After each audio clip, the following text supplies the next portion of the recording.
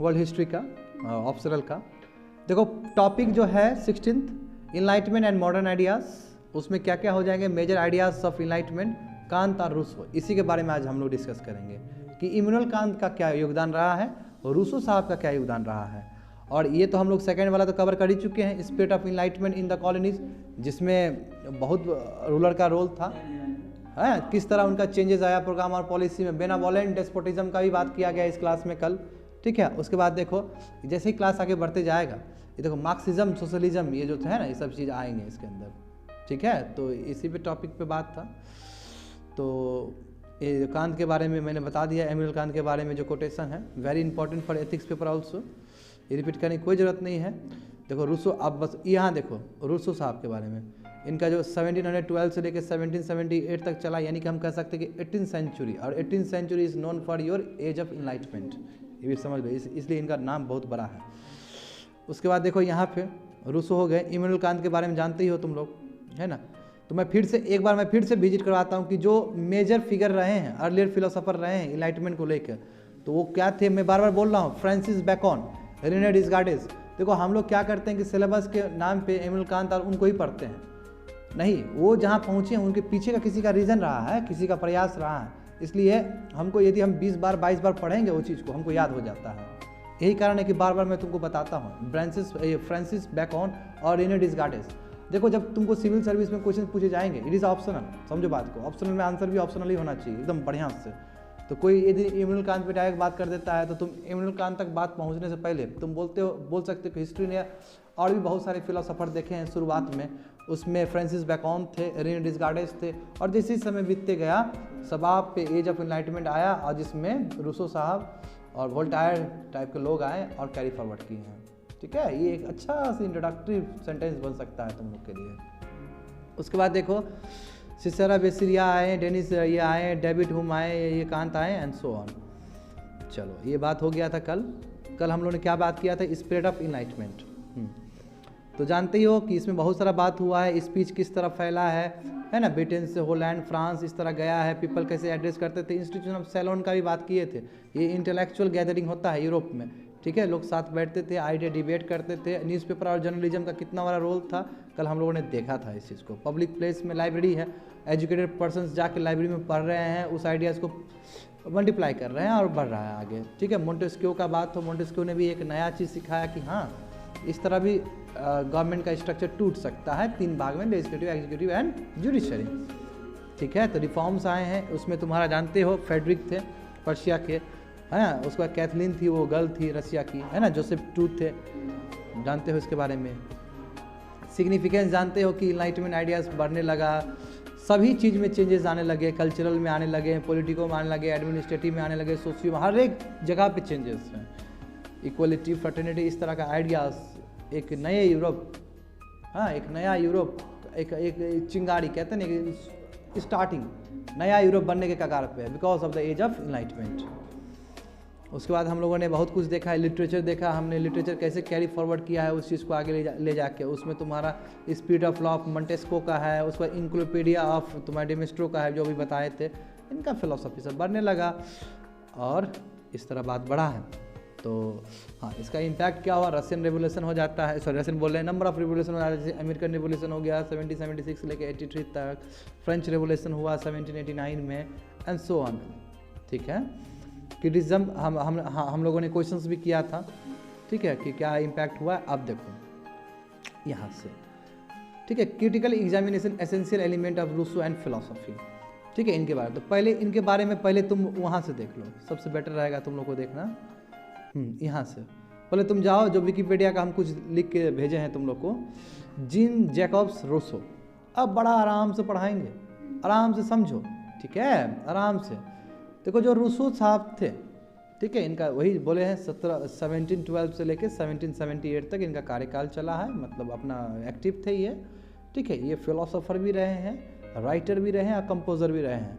इनका जो political philosophy था गजब इन्फ्लुएंस किया है इनलाइटमेंट एज में यूरोप में, ठीक है, और इनका बात फ्रेंच रेवोल्यूशन तक भी पहुंचा है, ठीक है।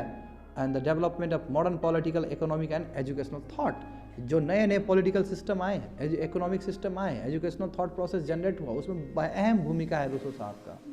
वही सोशल कॉन्ट्रैक्ट इनका ही दिया हुआ चीज़ है, जो पहले पता है लेजिटिमेसी का जो बात किए थे, बिल्कुल इनका ही दिया हुआ चीज़ है। देखो तो इसमें ज़्यादा नहीं बताएंगे, बस हमने वो स्नैप ले लिया ताकि तुम लोग को थोड़ा दिमाग में रहे। जेनेवा, जेनेवा कहाँ का है? स्विट्जरलैंड के थे ये, जानते हो, जैसे कैल्विन साहब थे मार्टिन लूथर के कंटेम्प्रेरी टाइम के, याद करो, ठीक है। आगे देखो तो रीजन क्या था? वेस्टर्न फिलोसफी, अपना नया फिलोसफी लेके आए थे। वही इसका स्कूल ऑफ थॉट क्या है? दो चीज़ है। आज तुम लोगों ने शायद रिसर्च एंड डेवलपमेंट में जो बच्चा यहाँ पे था, अच्छा तीनों गायब थे तुम लोग आज, सोशल रोमांटिज्म पे पूरा बात हुआ है आज क्लास में, रोमांटिज्म पे। क्यों? क्योंकि हम लोग कल रिसर्च एंड डेवलपमेंट में कल 18th सेंचुरी कंप्लीट कर दिए थे, आज पूरी तरीके से रोमांटिज्म पे बात हुआ। तो नए नए हम लोगों ने राइटर के बारे में देखा था, ठीक है, और तुम लोग एब्सेंट करते रहो। तो इसमें दो चीज़ था, सोशल कॉन्ट्रैक्ट एंड रोमांटिसिज्म, ठीक है। अब तुम आज एब्सेंट हो गया है नीतीश, कल तुम एब्सेंट होगा तो बाय डिफ़ॉल्ट तुम हट जाएगा वहाँ से, ये नियम है। तुमको तो एब्सेंट ही होना है, क्योंकि तुम्हारा अभी तक है नहीं उसमें, ठीक है। तो देखो इनका जो मेन इंटरेस्ट था, पॉलिटिकल फिलोसफी में इनको इंटरेस्ट था, म्यूजिक में भी था, एजुकेशन, लिटरेचर, ऑटोबायोग्राफी सब में इनका इंटरेस्ट था। देखो इन्फ्लुएंसेस, मतलब ये किससे प्रभावित हुए थे? तो प्लेटो देखो, हमेशा अरिस्टोटल के बारे में हमेशा बात करता हूँ, ठीक है। मैचियावेली याद करो, कोमल मैचियावेली रेनेसांस पीरियड में बहुत एक्टिव थे ये, यस, बहुत इंपॉर्टेंट थे। होब्स थे, स्पेंजर थे, जॉन लॉक, ठीक है। अब देखो इन्फ्लुएंस देखो, ठीक है, देखो कहाँ कांत को भी इन्होंने इन्फ्लुएंस किया। देखो फ्रेंच रेवोल्यूशन, अमेरिकन रेवोल्यूशन, रोबस्पियर देखो, रेन ऑफ टेरर वाला, जैकोबिन मैम, देखो समझो बात को, देखो कैसे रिलेटेड है एक दूसरे से, देखते रहो, ठीक है। उसका counter enlightenment, romanticism and so on, Napoleon Bonaparte and so on, ठीक है, बहुत सारे हैं, ज़्यादा नहीं जानना है, मगर तुमको ये तो जान लेना है कि भाई इसका इम्पैक्ट क्या पड़ा था, ठीक है। तो रूसो, मैं रूसो से पहले ऊपर जाओ, जो तुम लोग को बताने वाले थे वहाँ पे देखो, ये देखो रूसो, अच्छा ये क्वेश्चन है, सॉरी, ये क्वेश्चन तुमको अभी समझ में नहीं आएगा जब तक नहीं जान लोगे। चलो रूसो का देखो, वो हम लोग बाद में लौटेंगे उसके तरफ। तो आई होप एक तरह से तुमको समझ में आ गया।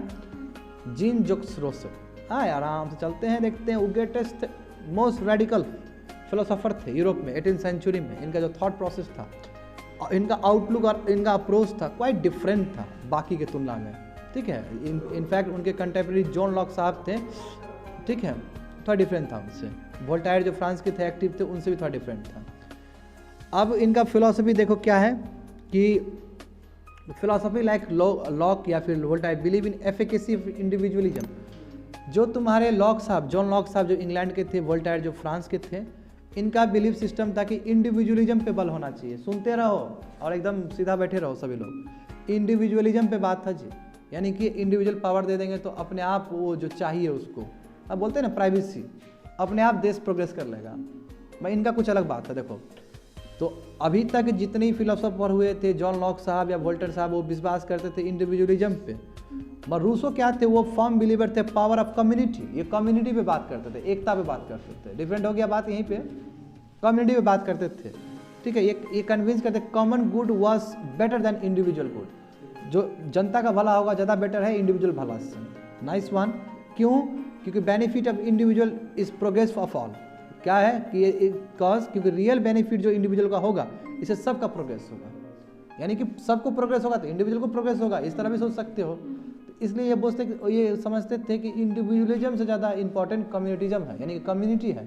कम्युनिटी के वेलफेयर के लिए सोचना चाहिए। देखो कम्युनिटी इसलिए क्योंकि कम्युनिटी ही रिप्रेजेंट करेगा सरकार को, ये भी समझो। और सोशल कॉन्ट्रैक्ट बात होगा वहाँ से।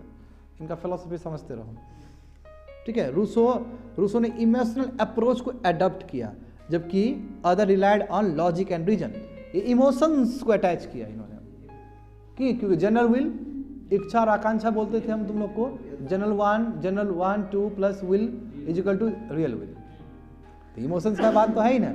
हम वोट दे के किसी को पहुंचाए हैं ऊपर, इमोशन से मेरा उसके साथ, हम सोचते हैं कि वो हमारे लिए करेगा। ऐसे तो फालतू किसी आदमी को हम वोट तो देंगे नहीं। तो इट इज़ ऑल अबाउट ये इमोशन, अटैचमेंट ऑफ इमोशन। तो यही बोला है कि रूसो ने पूरी तरीके से इमोशनल अप्रोच को अडॉप्ट किया, जबकि बाकी लोग सब लॉजिक और रीजन पे बात करते थे, चाहे जॉन लॉक साहब हो चाहे वोल्टायर साहब हो, ठीक है। Rousseau targeted the uneducated people, population. Uneducated क्यों? इमोशन वाला बात तो फिर अनएजुकेटेड पीपल जल्दी समझेगा। अब देखो जितना एजुकेटेड हो गए उतना इमोशन कम होता है, बात समझो। ये समझो, तुम समझने वाली चीज़ है। देखो ये तुम फील कर सकते हो।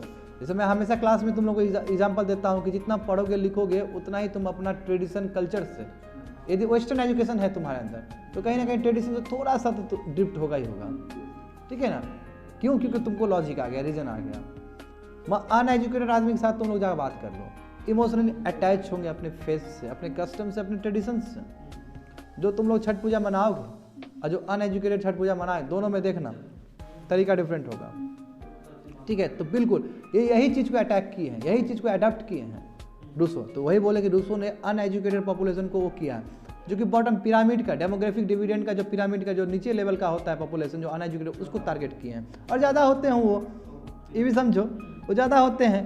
आज जो सत्ता पे जो रूल करता है, गरीबों को, दुखों को, वंचितों को, भगवतों को, मानव को, ये सब बोला जाता है कि नहीं बोला जाता है? पॉलिटिक्स सब खींचने का, पिरामिड का जो लोअर स्ट्रक्चर है सब खींचने का प्रयास है। देखो इसमें मोर देन 90% बिलोंग है, तो गजब इनका इन्फ्लुएंस हो जाएगा, समझे ना। In France at that time he new very, क्या है, वेरी वेल रियलिटी। और फ्रांस में जानते थे रियलिटी को, ठीक है। ये रियलिटी क्यों जानते हो ना, फ्रांस में जो चल रहा है क्या, वो फ्रेंच रिवोल्यूशन से पहले क्या सिस्टम प्रिवेल था, नोबिलिटी वाला फ्यूडल सिस्टम जो था, नीचे था ना जी, नीचे हालत खराब था कि नहीं था। और उसमें हम बोले थे पीजेंट्स इतना है फिर भी इतना टैक्सेस देता था, कॉमन लोग थे, याद करो सभी चीज़, ठीक है। तो scientific interpretation would be effective for the vast majority of the population.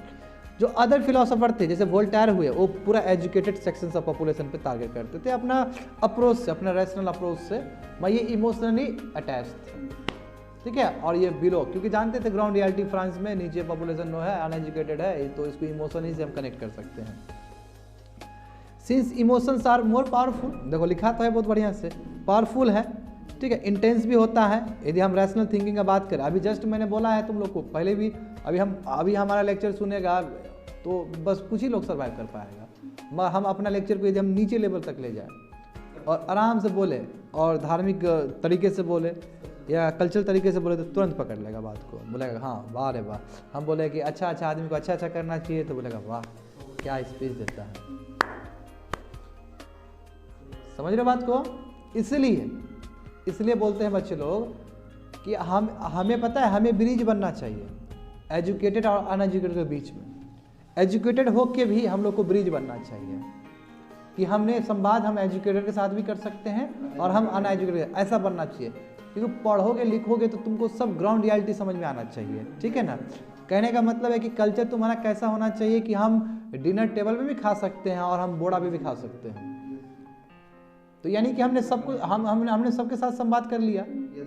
इसलिए जब जाओ तो एक रेस्टोरेंट में भी रखो कि हम वहाँ पे भी जाके हम अपने आप को दिखा सकते हैं या खा सकते हैं और ठेला पे भी खा सकते हैं। मतलब कहने का मतलब ये हुआ यानी कि कनेक्टिविटी तुम्हारा जितना ज़्यादा होगा उतना ही तुम डिस्ट्रिक्ट कलेक्टर के तरफ रहोगे। क्यों? आफ्टर ऑल तुमको इमोशन से ही देखना है एडमिनिस्ट्रेशन में। यस सर, क्योंकि तमिलनाडु में तो इमोशन ही काम, बिल्कुल इमोशन काम करता है, फुल इमोशन काम है, ठीक है ना। देखो 1754 में जो रूसो जो है उन्होंने पब्लिश किया अपना पैम्पलेट, ठीक है, ये इनइक्वलिटी के लिए कि discourse of origin of inequality, यानी क्या रीज़न है इसका। हम जेनेसिस बताते हैं कि इनइक्वलिटी कहाँ से आया, यानी कि सोशलिज्म वाला प्रिंसिपल, और इसी को प्रमाण चढ़ा देते कार्ल मार्क्स जाके। इसलिए इसके बाद सिलेबस में मार्क्सिज्म का मार्क्सिज्म का बात आता है, समझो। रूसो ने वो भूमिका तय कर दिया था, बाद के आके उसको और आगे बढ़ा के चल दिया। तो अपने पैम्पलेट में, ठीक है, he explains that inequality are types. Inequality है वो भी दो टाइप्स के होते हैं, एक नेचुरल इनइक्वलिटी होता है, एक आर्टिफिशियल होता है। अब देखो क्या है इनका मतलब, गजब बात है। तो रूसो एम्फसाइज करते हैं यानी कि इंपॉर्टेंस देते हैं कि नेचुरल इनइक्वलिटी, ठीक है, refers to by physical difference की वजह से, है ना, फिजिकल डिफरेंस की वजह से, ठीक है, that does not result anybody exploitative and suffering. यदि आप फिजिकल डिफरेंस है तो इसका मतलब ये नहीं कि कोई आदमी को आप एक्सप्लॉइटेटिव नेचर से देखें उसको, ये कोई ब्लैक है कोई वाइट है, ये क्या है फिजिकल, ये नेचुरल इनइक्वलिटी है कि नहीं है। तो यानी कि कोई बोलता है कि कोई लंबा है कोई छोटा है, कोई मोटा है कोई गोरा है, ये नेचुरल चीज़ है। तो इस तरह का भी भेदभाव होता है तो वो नेचुरल इनइक्वलिटी है। बात समझ गए? रूसो साहब कहते हैं। तो मैं फिर से पढ़ता हूँ कि Rousseau emphasised that natural inequality represents by physical difference does not result anybody exploitative and suffering. वही बोले कि ये नहीं होना चाहिए था। Natural inequality are functional in nature, nature का दिया हुआ चीज़ है, वो नेचर का पार्ट है वो चीज़, ठीक है, उसके लिए हम कुछ नहीं कर सकते। हम आज काले हैं तो या गोरे हैं तो हम क्या करें उसके लिए, वो तो नेचर है। हमारा काम है कि हमने ब्रेन को, हमारा ब्रेन जितना बढ़िया होगा तो हम बेस्ट रहेंगे। और हकीकत बात तो यही है ना, बहुत सारा, क्या सब एग्जाम्पल इसी का है, क्या बात करते हो, सब एग्जाम्पल इसी का है। क्या आज तुम बात करोगे कोई भी, चाहे तुम फिल्म स्टार का बात कर लो, क्या शाहरुख खान अपना मेहनत से बना है ऊपर, क्या सलमान खान इतना सुंदर कोई नहीं है, उससे कई गुना सुंदर है। रजनीकांत देख लो, क्या प्रणब मुखर्जी इतना सुंदर कोई नहीं है, बिल्कुल है। तो कहने का मतलब क्या हुआ, तो फिजिकल इनइक्वालिटी तो अपने जगह है, मगर जो आपका माइंड का चीज़ है वो तो इस चीज़ को ख़त्म कर सकता है, जो बात है। मैं हमेशा बोलता हूँ इस चीज़ को, ठीक है ना।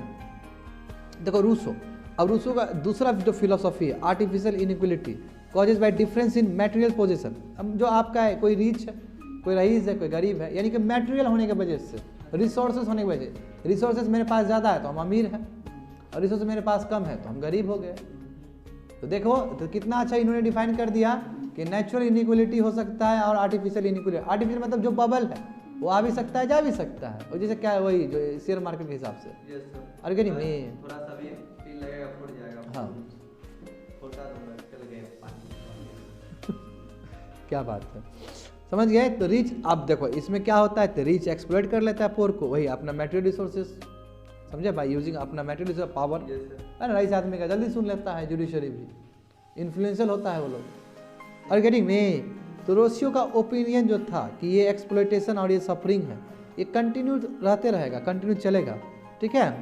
Would continue till the time there possession of material continue, जब तक उसके पास मटेरियल रहेगा, रिसोर्सेज रहेगा, तब तक ये एक्सप्लॉइटेशन होगा छोटे आदमी का। यार रईस आदमी करता है एक्सप्लॉइटेशन, आज तुम लोग खुद देखो, ऐसे मुझे बोलना नहीं चाहिए मगर फिर भी तुम लोग इस चीज़ से रियलिटी है कि नहीं है।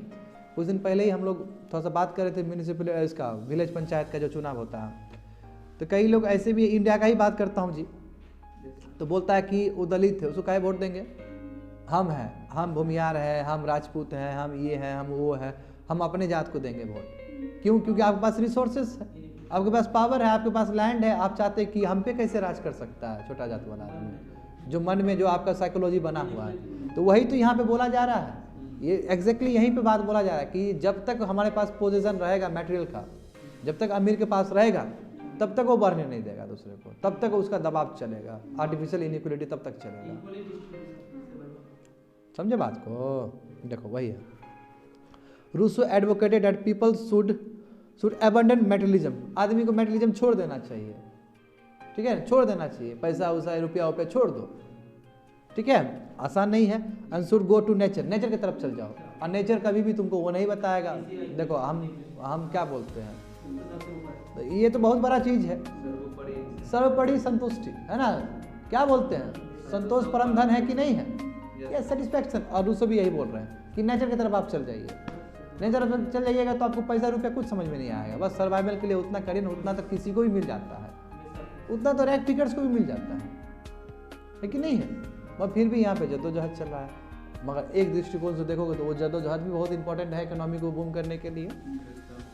और गेटिंग में तो हर जगह तुम्हारा होगा, यदि उसको ब्रॉड पिक्चर में देखोगे तो आफ्टर ऑल क्या है कि बुद्ध का फिलोसफी काम देगा, मिडिल पाथ, ना ज़्यादा हम मेटेरियलिज्म है ना ज़्यादा हमें स्पिरिचुअलिज्म, हम बीच के रास्ते में दोनों ही मिक्स है, इसलिए बुद्धा अभी भी रिलेवेंट है। देखो this was the only solution to eliminate suffering of common masses, तो कॉमन मासेस का तो दुखिया रहा है, क्यों? क्योंकि इनइक्वालिटी आर्टिफिशियल और ये नेचुरल या फिर specially artificial, common masses artificial inequality की वजह से फंसा हुआ है। यदि आदमी क्या किया कि अपने रिसोर्सेज को अबंडन कर दिया, अपने पोजीशन को छोड़ दिया, तो कॉमन मासेस जो इतना रो रहा है बैठ के, खत्म हो जाएगा सभी चीज़। होप सो समझ में आ रहा होगा तुम लोग को। In this way there was element of socialism in Rousseau philosophy, मुझे बोला तो हूँ कि जेनेसिस खींच तो दिए हैं ना, उनका बस थॉट ही समझ में आ जाता है कि सोशलिज्म का बात है, यानी कि कार्ल मार्क्स के लिए बहुत बड़ा काम करेगा आगे जाके ये चीज़। In 1762 Rousseau publish book the social contract, बता दिए इनके बारे में है कि नहीं, इसलिए पहले बता दिए थे। देखो ओपनिंग सेंटेंस देखो इस किताब का, कि देखो क्या गजब का लिखा है इन्होंने, देखो गजब। देखो मैन वॉज बॉर्न फ्री, आदमी जन्मा है फ्री, मगर हमेशा वो देखोगे तो एवरीवेयर वो चेन में घिरा हुआ है। जन्मे तो सही के लिए मत चेन में घिरा हुआ है, बर्डन है, इनइक्वालिटी का बर्डन है, शोषण है उसको। थ्रू दिस सेंटेंस रूसो क्या हाईलाइट करना चाहते थे कि beginning of life people enjoy freedom. शुरू में आदमी बहुत अपना इंजॉयमेंट पर रहा, कोई मतलब नहीं है पैसा रुपया से, खूब इंजॉय कर रहा है नेचर के साथ, ठीक है ना। एवरीवन वाज हैप्पी, बहुत खुश थे लोग, बहुत खुश थे लोग। मगर रिस्ट्रिक्शन जैसे ही इम्पोज किया गया चर्च के द्वारा पीपल के ऊपर, फलना फलना करिएगा, ठीक है, वही है state were absent because this institution were not there in the beginning of human life. तो बोला कि स्टेट कुछ बात ही नहीं है, चर्च कोई बात ही नहीं है, आदमी अपने आप में खुश था, नेचर से खुश था, पैसा रुपया कोई बात ही नहीं, इनइक्वालिटी कुछ था नहीं, एकदम खुश थे लोग। और बाद में क्या हुआ, चर्च आया, दबाया, स्टेट आया, अपने हिसाब से काम किया, लोग चेन में जुड़ गए, चेन में जकड़ गए, स्लेवरी हो गया। देखो कौन कहता है, बात समझो, आदमी कुछ कुछ बंदिशों से भी घिरा रहता है। लिबर्टी फ्रीडम तुम लोगों को बहुत बड़ा चीज है, समझे, बहुत बड़ा चीज है। साइकोलॉजिकल यदि वारफेयर होता है माइंड में, समझो, तब लिबर्टी का बात क्या हुआ। लिबर्टी का मतलब होता है कि माइंड बहुत फ्री है, हम भी फ्री है, नहीं होता हम फ्री है, माइंड पूरा जकड़ा हुआ कि कल क्या होगा, हो हमारा जॉब छूट जाएगा, हो हमारा ये हो जाए, तब आदमी ये जब छोटा मन लेकर कैसे काम कर सकता है। अरे गेटिंग मी, तो पहले ये सब चीज़ नहीं था, क्यों, क्योंकि नेचर में इंटीग्रेट थे, अरे जो होगा नेचर से मिल जाएगा। वह बाद में चर्च ने बोला कि ये आपको फलना फलना करना पड़ेगा, स्टेट ने बोला फलना फलना करना पड़ेगा, तो बंदिश में आ गए।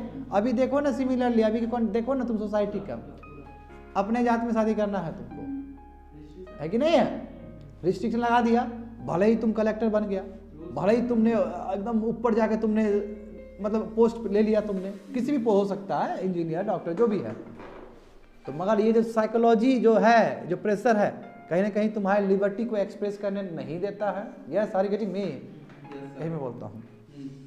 तो रूसो का भी यही मानना था, ठीक है। देखो Rousseau emphasised that community manage public affair, हाँ कम्युनिटी मैनेज करता है, नहीं सोसाइटी मैनेज करता है कि नहीं करता है, पब्लिक अफेयर क्या होना चाहिए उसके लिए, क्या नहीं होना चाहिए, ठीक है। तो क्या है यहाँ पे, and population size was small, needs क्या है, फ्यूल। रूसो वेयर कलेक्टिवली क्या own and community manage public affair by keeping in the mind the community. हाँ कम्युनिटी अपना वही चीज़ करेगा जो कॉमन इंटरेस्ट के लिए है। आप देखो हमेशा कोई चीज़ गलत तो नहीं होता है, गांव देहात में जाके देख लो, क्या गजब का कम्युनिटिज्म दिखता है हम लोग को, है ना। कोई मर गया तो उसका वो सब दाह संस्कार कर देगा गाँव वाला आदमी को, कोई हुआ तो भोज भात होगा, जब लोग जाएंगे करेंगे, ये ब्यूटीफुल चीज़ है। पूरा आदमी आके मतलब भोज खिलाने में भिड़ जाता है, अब कोई नहीं बाबू, वॉलंटियर कुछ नहीं चाहिए। और गजब बात ये है कि देखो डिफरेंस तो है, डिफरेंस ये है कि जैसे हम लोग जब खाना खिलाते हैं तो हम लोग इरिटेट भी हो जाते हैं, है ना, क्योंकि हमारे अंदर कल्चर नहीं है। गांव देहात के आदमी लोग को देखना तुम लोग, जो विलेज तुम्हारे जो ग्रामीण इलाके के हैं, वो जब करते हैं मतलब भंडारा चलाते हैं, खाना खिलाते हैं, बड़ा प्यार से, बड़ा ही प्यार से, और उसको 20 बार तुम बुलाओ बड़ा खुशी से, और तुम उनको गुस्सा भी दो, ओ पानी नहीं हुआ, पापड़ नहीं आया, ये नहीं आया, तिलौरी नहीं आया, यही सब होता है ना। हाँ जी जी ला देना, क्या वो, ये तो गजब का चीज है, ठीक है। कमल कभी खाना खिलाई हो तुम, खिलाई हो? एक बार दूसरा बार तीसरा बार बोलेंगे नहीं, आने वाले थे बाबू तुम्हारे घर, अब तुम बोली खाना नहीं खिलाए तो काहे जाएंगे। देखो according to Rousseau as population size, ठीक है। देखो रूसो के हिसाब से जब पॉपुलेशन का साइज बढ़ता है, ठीक है, तो क्या होता है, it was no longer possible for community to manage common affair. जब सुनो बाबू, जब बढ़ेगा तो कम्युनिटी के लिए भी थोड़ा मुश्किल हो जाएगा कि कैसे वेलफेयरिज्म वाला बात करें, समझे ना। क्यों, पॉपुलेशन साइज बढ़ेगा। क्या कोमल सोच रही हो, क्या पनीर चिली के बारे में नहीं सोच रही, सोच में आ जाएंगे नहीं तो मशरूम के बारे में सोचोगे तो क्लियर है, सिग्नेचर है वहाँ पे। Mushroom is so good, nutritious, highly nutritious food. Mushroom baby corn वाला, वही मजा आता है। देखो बेबी कॉर्न, हां हम तो सर जाते हैं ना फुआ के यहाँ, टाइम लगता है सर, मकई का तोड़ लेते हैं, घास छोड़ देते हैं, अब बेच नहीं देता है, नहीं तो अपने बना लेते हैं सर। आता है तुमको सब्जी बनाने? हमको लगता था खाली तुम गर्म पानी करने आता है। पहले आता था सब फूल पाल के, जब से जॉब की है ना तो सब कुछ बहुत कुछ सिखाता है ना जब। सही बात है। खाना बनाना भूल गए सब। अब पहले से मैं क्लास से 10 11 12 में मम्मी लोग से ज्यादा अपने बना लेते। नाइस, पहले से ही 80 में 10 में भी बनाना बड़ा बात है। 10 में कौन सा बच्चा होशियार होता है? हाँ नहीं, मैं नहीं मानता हूँ। कौन सा होशियार होता है? यहाँ पे इंटेंसिटी का भी तो बात कर रहा हूँ मैं, इंटेंसिटी की बात कर रहा हूँ। वो तो तुम्हारा आजकल का बच्चा लोग, जो लफुआ बच्चा लोग है, जो छोटा वाला बच्चा लोग, 5-6 साल में बात करो ना उससे, पता चल जाएगा। एक तो तुमको इंसिडेंट मिला है। देखो, अंडर दिस सर्कमस्टांसेस, ठीक है, देखो क्या है कि community elected first of its member और किंग। देखो यही तो होता है ना, कम्युनिटी क्या करता है, अपने किंग को, जो उसको नेतृत्व करेगा, उसको इलेक्ट करके भेजता है। वही सोशल कॉन्ट्रैक्ट के बारे में बोल रहा है। और यही king and community enter into a contract, दोनों कॉन्ट्रैक्ट में गए, through which community transfer some of power to the king. वही कम्युनिटी, वही उसी का बता रहे हैं, सोशल कॉन्ट्रैक्ट के बारे में बोल रहे हैं अलग तरीके से। कॉन्ट्रैक्ट साइन हुआ जहाँ पे क्या कहते हैं, कम्युनिटी की पावर को ट्रांसफर करते हैं किंग को। लीजिए गुरु, आपको पावर ट्रांसफर है। This contract was turn as a social contract. यही कॉन्ट्रैक्ट को रूसो साहब क्या बोलते हैं कि यही सोशल कॉन्ट्रैक्ट है, ठीक है। किंग प्रॉमिस करता है कि जी हाँ, हम आपके पावर को यूज़ करके हम प्रोग्रेस करेंगे, आपके लिए वेलफेयरिज्म करेंगे, ठीक है। तो रूसो क्या कहते हैं, Rousseau emphasize that if the king does not abide by the provision of social contract, यदि ये बात नहीं मानता है, सोशल कॉन्ट्रैक्ट का जो प्रोविजंस रेगुलेशंस वो बात नहीं मानता है और मिसयूज करता है अपने अथॉरिटी को, ठीक है, एक्सप्लॉइट करने में कॉमन मासेस का, तब कम्युनिटी को पूरा अधिकार है कि उस सत्ता से उसको निकाल दिया जाए। यानी कि लोकतंत्र का चीज होता है वो उन्होंने लिख दिया, यही मैग्नीफाई करेगा तो लोकतंत्र है। चुने क्यों है उसको? हमारे लिए वेलफेयर करने के लिए, कम्युनिटी का वेलफेयर करने के लिए। In this way Rousseau express his faith in the principle of popular sovereignty, है ना। पॉपुलर सॉवरेनिटी मतलब क्या हुआ, डेमोक्रेसी। पॉपुलर सॉवरेनिटी यानी कि हम खुद रूल करेंगे, और हम कैसे रूल करेंगे, हम अपने आदमी को भेज रहे हैं ऊपर, समझे। And that's why it is commented that Rousseau political philosophy content seeds of democracy, ठीक है, as well as absolutism also. Absolutism है, ठीक है, क्यों, वही जाएगा रूल करने के लिए, समझे। और पावर है उसके पास, और पावर का दुरुपयोग किया तो सत्ता से हटा देगा। कम्युनिटीज, ठीक है, all powerful for Rousseau and the absolute authority of democracy. तो क्या बोला जा रहा है यहाँ पे, जो कम्युनिटी है वो बहुत पावरफुल है, ठीक है, रूसो के for Rousseau, and his absolute authority of democracy, और पूरा अधिकार है उसको डेमोक्रेसी को करके रखने का। Through his theory of social contract he justified a mass revolution of exploitative regime, ठीक है, though he didn't directly ask people of France to raise banner of revolution. ये कभी भी, क्योंकि फ्रांस बोले ना कि फ्रांस में काफ़ी प्रभावित हुए थे इनके बात को लेकर रूसो का, इन्होंने कभी डायरेक्टली नहीं बोला है कि बैनर लेके चल जाओ, लड़ाई झगड़ा करो, ऐसा कभी नहीं बोला है, ठीक है। मगर कभी नहीं किया कि जो बॉर्बन डायनेस्टी था वहाँ फ्रांस, उसके बारे में कभी नहीं बोला है। मैं इनके विचारधारा तो जब सोचेगा कि बॉर्बन डायनेस्टी को बैठाने वाला तो हम ही हैं, ये तो पॉपुलर सॉवरेनिटी है, तो रूसो जी कह रहे हैं तो बात तो सही कह रहे हैं, मैं वो कितना अकाउंटेबल है, जब अकाउंटेबिलिटी मैच नहीं करता है तो विद्रोह होगा ही होगा।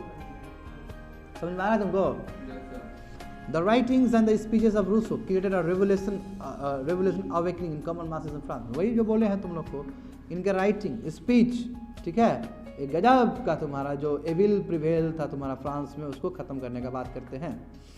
अब देखो, रूसो नॉट कमिंग क्या है, the pain and suffering common mass, he also favoured vision of better for the common masses.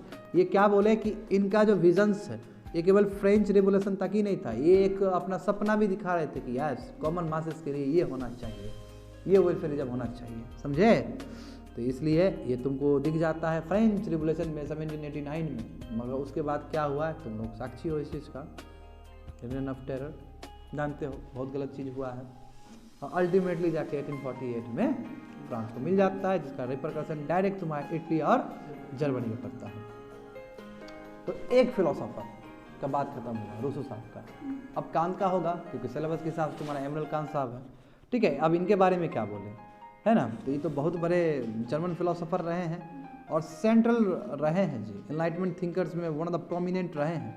इनका वर्क देखो कहाँ नहीं है, मेटाफिजिक्स में। वैसे मेटाफिजिक्स मतलब वही आत्मा परमात्मा स्पिरिचुअल वाला बात। एथिक्स में रहा है, मैं तो हमेशा बोला हूँ, एथिक्स में बहुत बड़ा हिस्सा है इनका, ठीक है ना। और भी बहुत सारा रहा है, मॉडर्न फिलोसॉफी में भी काफ़ी इन्होंने चीज़ों को प्रभावित किया है और नया नया मॉडर्न फिलोसफी बना, उसमें काफ़ी इमैनुअल कांत का बात है। यदि मैं इनका बात करूं, इनका कार्यकाल का बात करूं तो देखो 1724 में और जन्मे हैं 1800, यानी कि बहुत कंटेम्प्रेरी टाइम के हैं उनके साथ, है ना, समझे। कहाँ जन्मे थे तो देख लो, पर्शिया में जन्मे थे, वही जर्मनी का पार्ट है। नेशनलिटी पर्शियन होगा जो बात है, वेस्टर्न फिलोसफी बात होगा। देखो यहाँ पे स्कूल देखो उनका, कांटिज्म जो इनका फिलोसफी होगा, ठीक है, जर्मन आइडियलिज्म का बात होगा। आगे देखो वेस्टर्न फिलोसफी पे बात है, हो गया, आगे देखो। तो देखो अब सब पढ़ना नहीं है, जो चीज़ जानना है वही पढ़ेंगे, ठीक है। देखो इनके डॉक्ट्रिन में, ठीक है, इनके डॉक्ट्रिन में क्या था, Kant argued that space and time are mere forms of intuitions which structure all experience. बोला कि स्पेस और टाइम ऐसा चीज़ है कि वो इंट्यूशन है। इंट्यूशन समझते हो ना, मोमेंट्री चीज़ है, बोलते हैं इंट्यूशन मतलब भनक लगना टाइप का, एक सेंस करना टाइप का है, समझे ना। And therefore that things in themself exist and contribute to experience. और जो भी चीज़ है वो तुमको एक्सपीरियंस दे देता है, ठीक है। आगे पढ़ेंगे, आगे देखो क्या बताना है तुमको। हाँ ये देखो नीचे देखो, Kant believe that reason is also a source of morality. कारण जानना बहुत जरूरी है, रीजन ही सोर्स है मोरालिटी के लिए। और इससे क्या होगा तुम्हारा, Kant few continue to have a major influence on contemporary philosophy. जानते हो बहुत सारा एरियाज पे इनका पड़ा है, इम्पैक्ट पड़ा है। Kant was a exponent of idea that perpetual peace. जो इनका आइडियाज था वो कहीं ना कहीं पीस को प्रोपागेट करता था और यूनिवर्सल डेमोक्रेसी और इंटरनेशनल कोऑपरेशन का बात करता था उसमें, ठीक है। तो सब ज़्यादा नहीं पढ़ेंगे, इसका हल्का हल्का जानेंगे, ठीक है। ये विकिपीडिया से लिया गया है तुम लोग को बस फैमिलिटी पहुंचाने के लिए, ठीक है। तो now it start the Immanuel Kant, नीचे चले जाओ। तो बस मैं तुमको फैमिलिटी हल्का सा, ताकि तुम्हारा माइंड डेवलप हो जाए कि इमैनुअल कांत ने कुछ क्या किया था, ठीक है ना।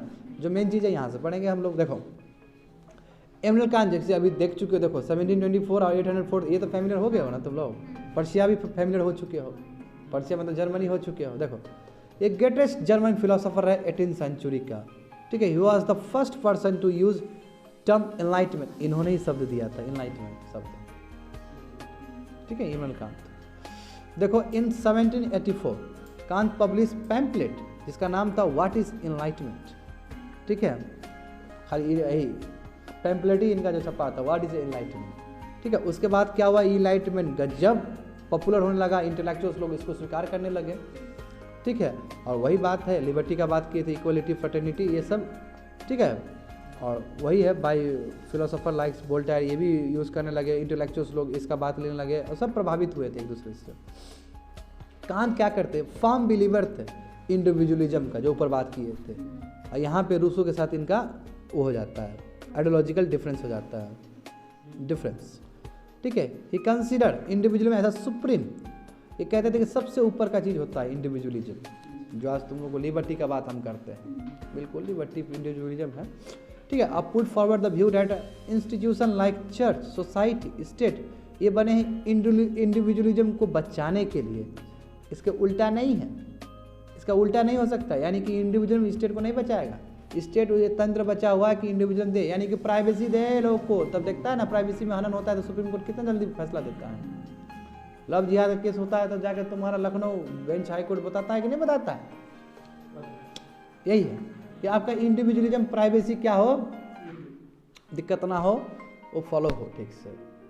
और यही चीज़ को प्रोपागेट कर रहे हैं इमैनुअल कांत। होप सो समझ में आ रहा होगा तुम लोग को। देखो कांत बता चुके हैं ये चीज़। देखो कांत स्ट्रांगली है अगेंस्ट मेटलिज्म का, वही ये भी सेम बात हो गया, उसके साथ मर्ज कर गया, क्योंकि मेटलिज्म में इनइक्वलिटी आता है। आज ये पैसा वाला है तो इसके कॉन्टेक्स्ट में हम गरीब हो गए तो फिर ये हमको दबाएगा, ठीक है। मैं कोशिश भी मत करना। देखो क्या है स्ट्रांगली अगेंस्ट मेटलिज्म का, he refuse to accept material progress as a real progress. ये देखो ये बोलते थे जब पैसा वैसा आ गया तो कोई प्रोग्रेस नहीं है, वो रियल प्रोग्रेस नहीं है। देखता है हम कैसे बने हैं, सब गुरु जी लोग पढ़ के बने हैं। देखो, he believed that the moral propagation was a real problem, मोड़ा ethical, ठीक है। देखो अब हम क्यों नहीं हम बोलेंगे कितना मतलब सब समझ रहे हो जज्बात किस तरह, यानी कि हमारा जो रोज तुम लोग को चाटते हैं हम 10 मिनट, ठीक है, ये उस समय चाटते थे, समझ रहे हो बात को।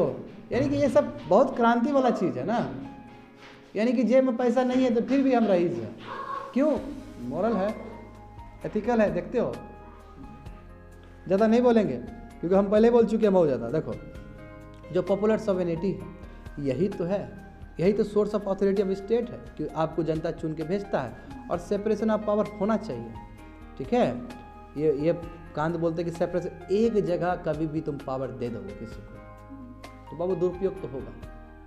और शीर्ष नेतृत्व में जो बैठा हुआ है ऊपर में, ठीक है ना, जो तुम्हारा जो सत्ता के गलियारों में जो घूम रहा है, वो तो पावर का जो नशा में है, वो तो बाबू पूरा ओपियम वाला हाल है उसका समझे ना। और वो एमोबा की तरह फैलते जाएगा। एमोबा फैलता है कि नहीं फैलता? But he believe that there should be a powerful state. माँ ये बिलीव करते थे पावरफुल स्टेट होना जरूरी है। यदि पावरफुल स्टेट नहीं हुआ तो कंट्रोल कैसे होगा? वह पॉपुलर सॉवरेनिटी होना चाहिए, लोग से चुन के जाना चाहिए। Kant was opinion that whatever little freedom individual surrender to state, जो भी फ्रीडम आपने स्टेट ने आदमी ने आपको दिया, किंग, हम फ्रीडम खो दिए ना, क्योंकि स्टेट कुछ भी कर सकता है ना, तो हमने अपना फ्रीडम तो खो ही दिया इस हिसाब से कि स्टेट आएगा हमारा लॉ एंड ऑर्डर मेंटेन करेगा, हमको कुछ देगा, इसलिए हमने कुछ खो दिया। अब जैसे कोविड-19 के टाइम में जब लगा दिया गया तो हमारे फ्रीडम खोआ कि नहीं खोया? हम बाहर नहीं निकल सकते थे, क्यों? क्योंकि स्टेट को हमने पावर दिया था कि लॉ एंड ऑर्डर मेंटेन करिए, हेल्थ मेंटेन करिए, सभी चीज़।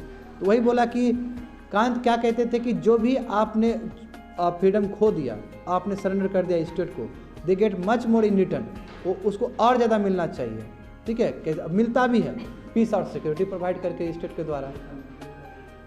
अब पीस एंड सिक्योरिटी ही नहीं रहा और खाली इंडिविजुअलिज्म का बात हुआ तो बाबू कोई भी घर का बगल का पड़ोसी आके तुमको कट्टा से काट के चल देगा, यस, ठोक देगा, चल देगा अपना, तो इंडिविजुअल करते रह जाओ तुम। यानी कि थोड़ा सा हम नुकसान करेंगे, थोड़ा सा हम अपना पावर डाइल्यूट करेंगे, वो इसके बदले में हमको क्या मिल जाएगा? पीस एंड सिक्योरिटी मिल जाएगा। Concept of universal moral law was put forward bye Kant, इसलिए बोलते हैं एथिक्स में इनका नाम आता है, ठीक है, एथिक्स में इसलिए इनका नाम आता है, क्यों? क्योंकि इन्होंने क्या किया, यूनिवर्सल मोरल लॉ के बारे में इन्होंने कॉन्सेप्ट लाया है, और उसमें क्या कहा इन्होंने कि moral law was highest part of universe, दुनिया का सबसे बड़ा है ये जी moral law, ethical values, principles, इसलिए एथिक्स में ये इमैनुअल कांत को पढ़ाया जाता है, यही रीजन है, समझे। It inspires freedom of people, ठीक है, लोगों को बहुत प्रभावित किया। प्रोटेक्ट करिए अपने फ्रीडम को, बहुत इंपॉर्टेंट चीज़ है। Kant believe that law of state must be based on the universal moral law, और जो आपका लॉ जो है, आपका जो स्टेट का जो तौर तरीका है, कानून व्यवस्था है, वो पूरी तरीके से क्या होना चाहिए? यूनिवर्सल मोरल लॉ पे होना चाहिए। कुछ गलत नहीं कर सकते हैं, कोई फेसबुक पे धांधली नहीं कर सकते अपना मैनिपुलेट करने के लिए, एथिकल होना होगा सरकार को, अनएथिकल प्रैक्टिसेस नहीं होना होगा। मैं जानते हो क्या स्थिति है कंट्री का, है ना। देखो, emphasized if law of state contradict with your क्या है, contradict with your universal moral law then people not bound to follow it। यदि वो अपना स्टेट का जो कानून है, मोरल लॉ को धता बता देता है तो क्या हो सकता है, उसके बाद कोई जरूरी नहीं है पब्लिक को स्टेट को मानने का, अनएथिकल यदि प्रैक्टिसेस कर रहा है तो। ये होता है कि नहीं होता है, बताओ।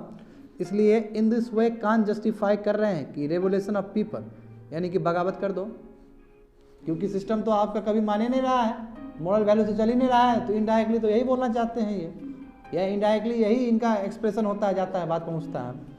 तो आइडिया ऑफ जो कांत था, इसकी वजह से क्या हुआ कि अवेयरनेस लोगों में आया, जर्मन मासेस में, क्योंकि पर्सिया के थे, और ये अवेयरनेस बहुत ज़्यादा हेल्प किया है जर्मन नेशनलिज्म को आगे बढ़ाने में। This spirit of German nationalism inspire process of German political unification, इससे कंट्री बना 1871 में, देखते हो तुम लोग। और ये चीज़ जाके तुम्हारा वही 70 और 71 में जब बिस्मार्क साहब आए और उन्हें कंप्लीट जर्मन पॉलिटिकल यूनिफाई कर दिया। समझ गए बात को? हाँ, बिस्मार्क, अरे इटली के थे वो। अब बाबू अभी खत्म नहीं हुआ, अभी ऊपर जाओ और तुम देखो कि जो क्वेश्चंस पूछे गए थे कितना नोट्स लाए? शुरू में,